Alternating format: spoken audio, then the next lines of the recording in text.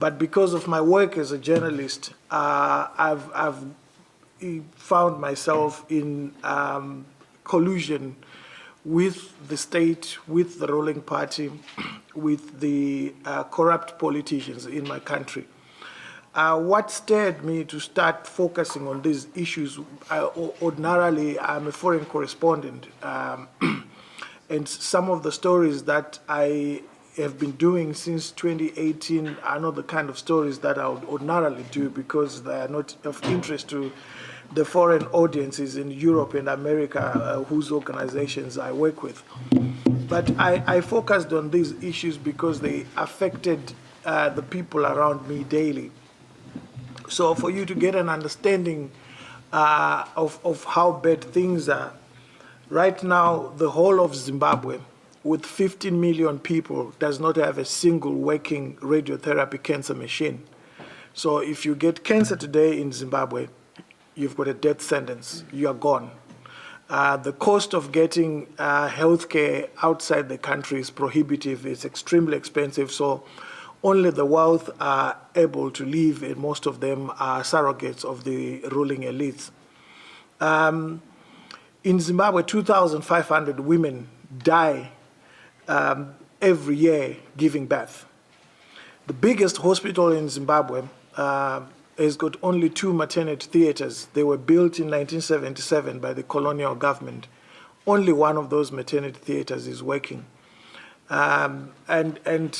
So it got me to find out why we are so poor and yet the country is extremely wealthy. And if you want to look at the quality of life that a country has, you have to look at how it treats its own citizens, especially the vulnerable. At the time when I started these investigations, Zimbabwe, again with a population of 15 million, only had about 7 psychiatrists. We are in a terrible situation where if you speak, you get arrested and you are thrown into prison. I'm lucky that I'm known internationally. There are many people in Zimbabwe that are rotting in prison that don't have the international profile that I do have, that shouldn't be in prison.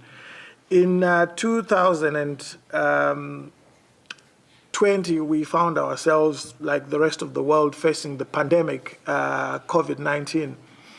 And there was a lot of money that was allocated, some coming from international partners, including Canada, to assist vulnerable countries because they were aware that our health delivery systems were not fit for purpose. And I found myself in a situation where I ended up investigating the looting of public funds meant for COVID-19. And so those investigations, and each time I've investigated, I find myself thrown into prison. So as my good friend Bobby Wine said to me last night when we were having dinner, that it's a great pleasure to come and meet every one of you because it makes you realize that you're not insane. You're not alone fighting dictatorships. Thank you. Thank you.